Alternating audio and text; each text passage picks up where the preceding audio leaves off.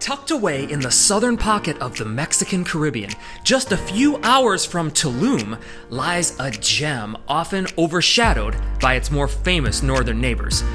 Welcome to Bacalar, a serene water and nature paradise where time still seems to stand still and where nature's warm hug is still felt on every corner.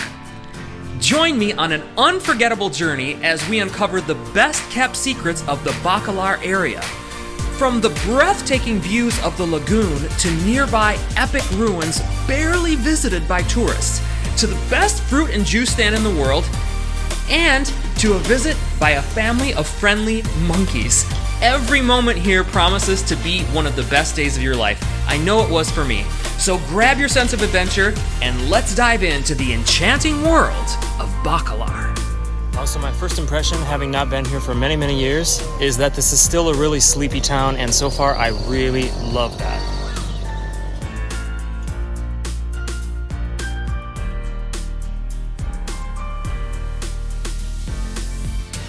Okay, so just checked into my new Airbnb in Bacalar. I'm kind of excited, but I'm a little bit confused because I specifically booked a place with a private terrace, and I asked him if there was a private terrace or if there's anything shared, and he said yes, but this window, you just it's just a window.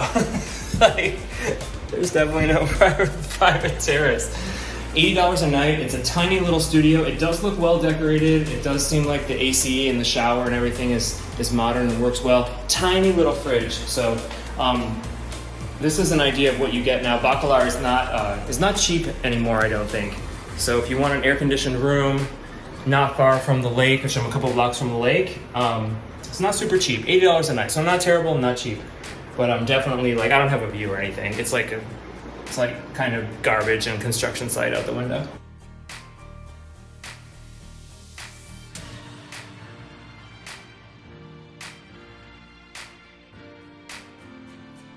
The first little line on the map going to the Laguna Bacalar, Lake Bacalar, from my Airbnb, which is 3 blocks off the lake, is basically taking me down this, I guess, a little bit creepy looking path, but maybe it's really cool. So the first access point is called, that I'm checking out today, is called Muelle Ecologico, which means the Ecological Pier. But as you pull up to it, there's this horrible, kind of club-style music. If I wanted to party, I would have stayed in Playa del Carmen. I came here for the tranquility, but some people are saying Bacalar is kind of becoming the new Tulum. I really hope that that's not the case, because what a horrible way to ruin paradise than to put a bunch of club music everywhere. Apparently, rich people don't know how to have fun without feeling like you're in a nightclub. I guess that's so you don't have to talk to anybody, and they don't have to be able to figure out how empty you are inside. I shouldn't say that. Apologies for the wind in the background. I forgot my good windshield, and I just wanted to run out and see this. So my first impression is that this Ecological Pier is really, really beautiful. It's really, really, really gorgeous here. Unfortunately, the music kills it. There's this club called Bacalari or something like that. It's just blasting this techno drugged up kind of music, trying to basically get you to spend a lot of money on overpriced drinks, and that just totally kills the mood for me. Makes me feel like I'm in Tulum, which I feel like is honestly pretty douchey. So yeah, I think this lake is amazing so far. The colors are gorgeous. I love what they did with this Ecological Muelle Pier, but I really want to find a place where I don't feel like I'm in Tulum. So in order to figure that out, I'm going to check out some other piers and keep going until I find a place that's a little bit more tranquil.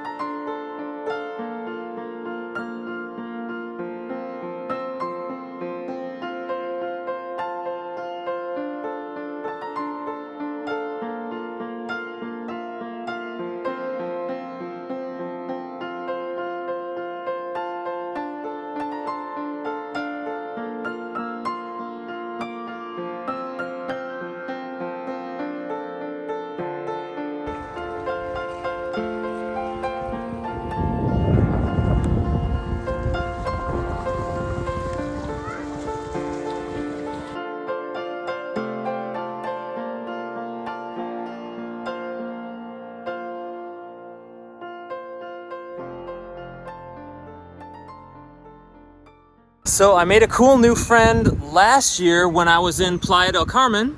Her name is Diane, and she lives down here in Bacalar on the north end of the lake.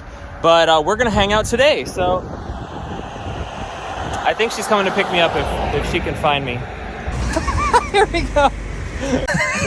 We're setting out on an adventure. I don't know what we're gonna do, but it's gonna be beautiful. I know what we're gonna do. Well, obviously Bacalar is a lagoon, but it was almost like a lagoon within the lagoon, and it had a lot of green around it, and you're like, oh, this is like only locals know about this or something. Did I really? There are loads of those. I have no idea what you're talking about. But I thought maybe I would drag you off to first to see what a little Mayan town looks like, but only for a few minutes. That's fine. And I then love take little you Mayan to towns. Pedro Santos, which What's that? is Pedro Santos is just north of me, and we'll go to a roadside vendor there and buy some juice. Okay, cool. And it's fresh. You need to taste what. And in Pedro Santos, they're an ejido that grows pineapples. So you're going to get some pineapple juice that's fresh. Oh, I love it. And they call it piña miel, right?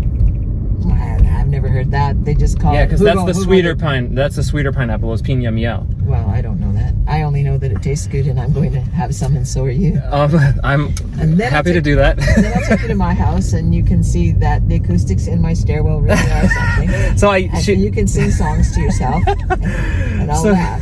So my mom was asking me today, like, why did you choose to live out in the middle of nowhere? Like, You'll see. okay. I've been dying to see, like, has it changed a lot? And then, of course, I've never met anybody that, like, lives on the lake, and she lives on, like, the north side, so I thought that was really cool. I really want to see that, and she seems like a lot of fun. If there's any place that is on the way where I can buy cheap sunglasses, because I broke mine. I have 2 pairs with me. I'm pretty picky. They don't. I'm really fucking sorry. I'll try not to swear. Okay? I know, I swear all the time too. So we are stopping at some roadside stands in Pedro Santos, which is this adorable little place with pineapples and mangoes and things like that. So I'm pretty excited. I love stuff like this. I'm going to buy some pineapple juice, and I'm pretty sure I'm also going to buy some mangoes.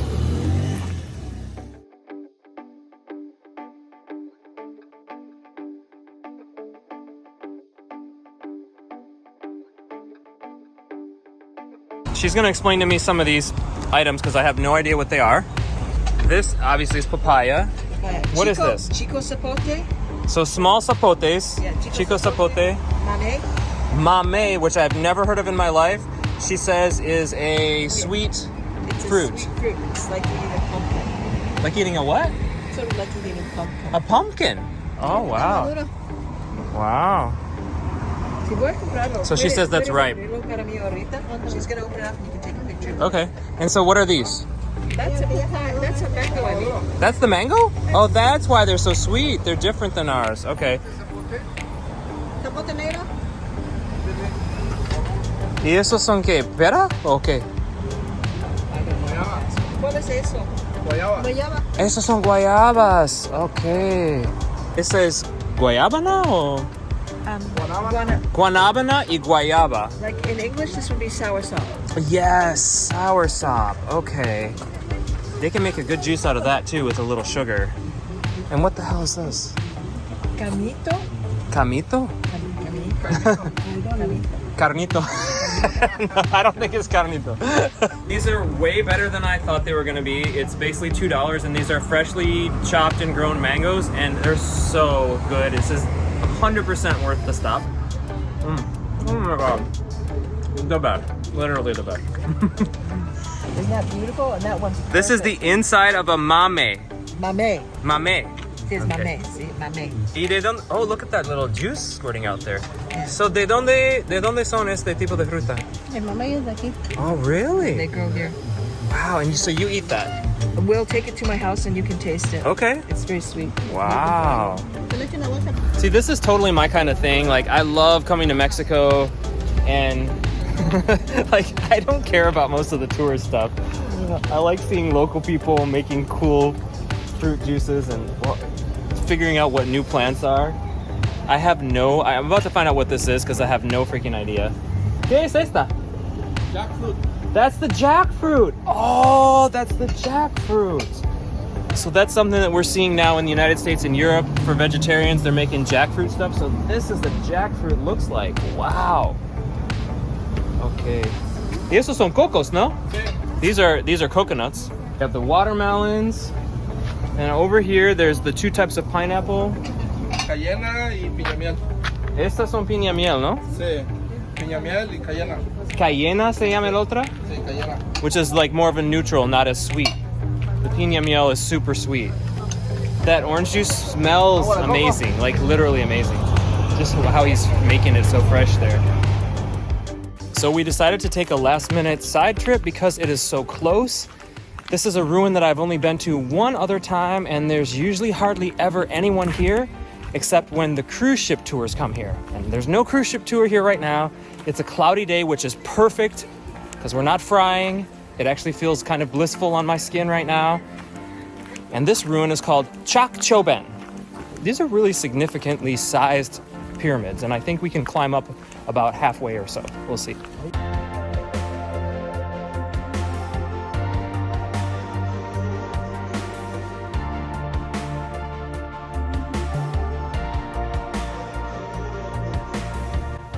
So you walk in, and there's like nobody here. It's really amazing. I mean, there's a couple other tourists, but so I have this. Wow, it's hard for me to wrap my head around. I think you really have to foster an appreciation for this kind of thing. These were pyramids of a civilization from thousands of years ago that was thriving here before Columbus, before Europeans. They had the concept of zero before we did. They were astronomers. They had interconnected cities. And I mean, you can go to Chichen Itza which is up a little bit more north, and it gets tons of tourists. It's a wonderful site to go to and a wonderful site to see, but it's very touristed. And here it's just, it's crazy. It's a really mystical experience, in my opinion. Unfortunately, I don't think you can climb these anymore. I think I was here about 8 years ago and you could climb it.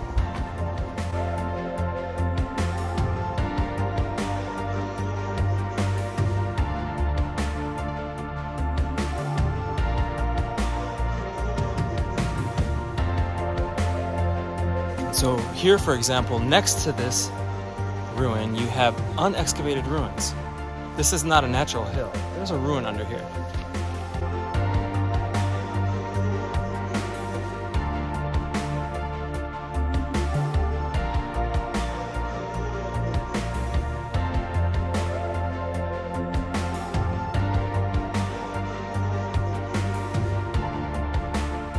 So, I'm being very honest. Call me weird. This is the kind of travel experience that I basically live for.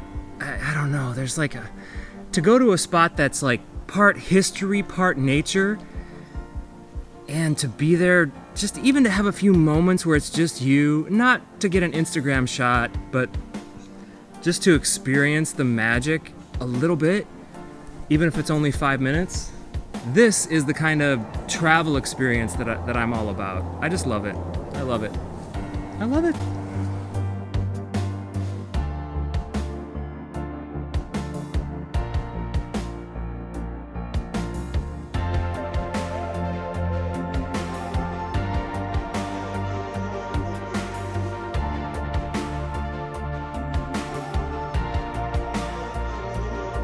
Oh my gosh.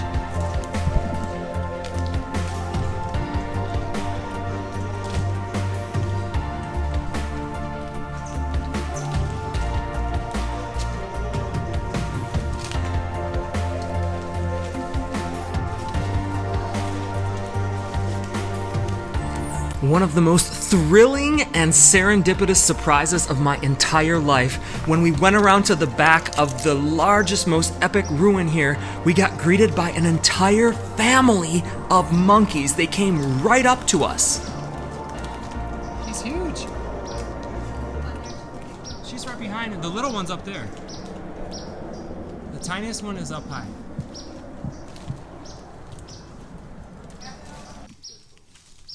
That's the little baby. Hi. Oh yeah, of course it is.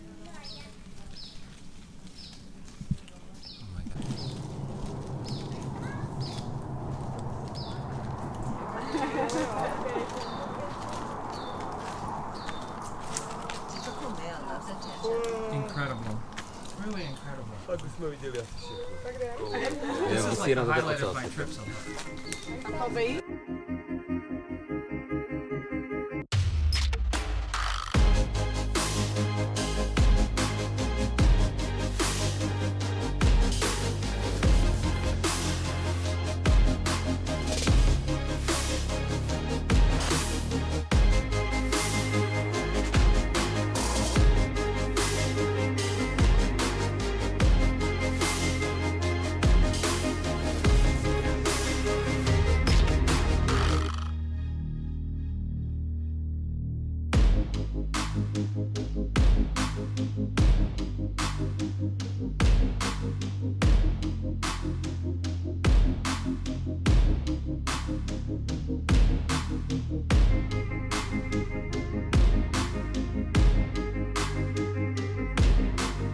I fell in love with this place that day.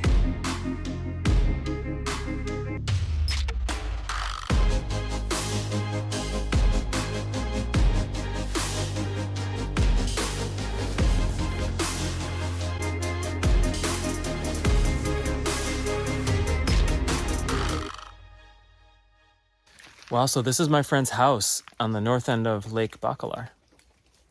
So tranquil and beautiful. It's not even sunny today, but you can already see some beautiful colors in the water there. Look at that.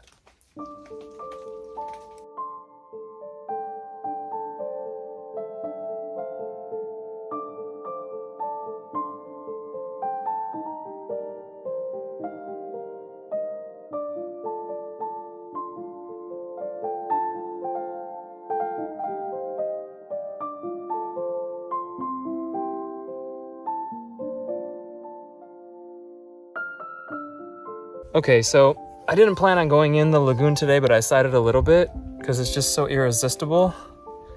And it's so beautiful. This is right outside my friend's house. And wow, like yesterday I was complaining about noise and music. And there is nothing here but just absolute peace and quiet. I don't even hear, well, I guess I hear somebody talking a ways down. There are some neighbors, but I could barely even hear like the wind and the leaves. It's a really, really big lake, Bacalar. So I don't think it's that hard to find peace and quiet. Look at that. It's not even sunny. This is so pretty.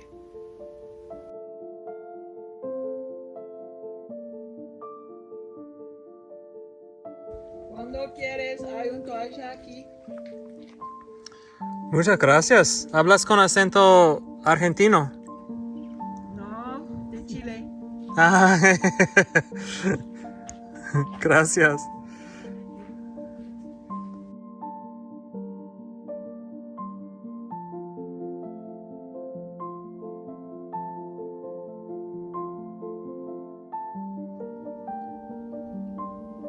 Cloudy day, but still beautiful. Priceless peace and serenity here in Bacalar.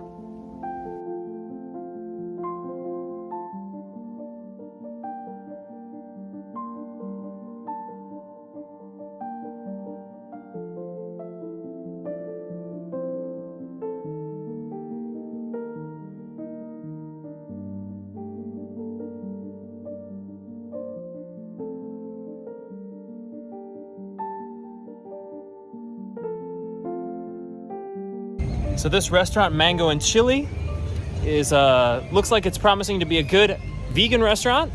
They have burgers and tacos, and all I can say right off the bat is that the view is incredible.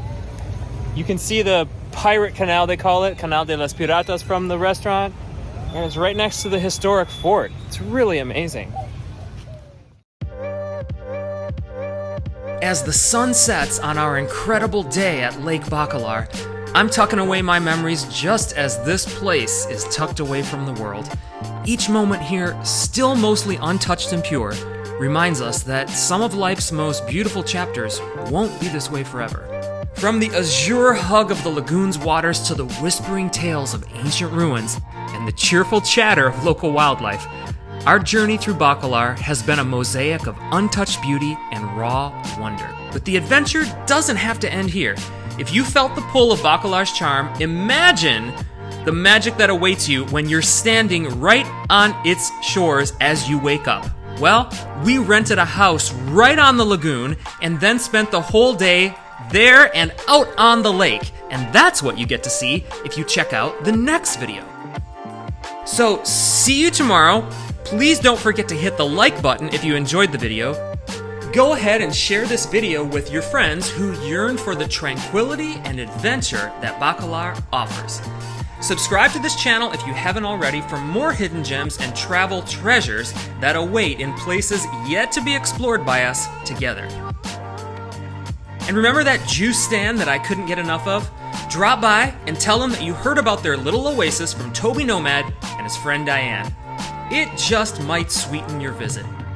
So until our next adventure, keep exploring, keep dreaming, keep being honest, and keep discovering the world's hidden marvels.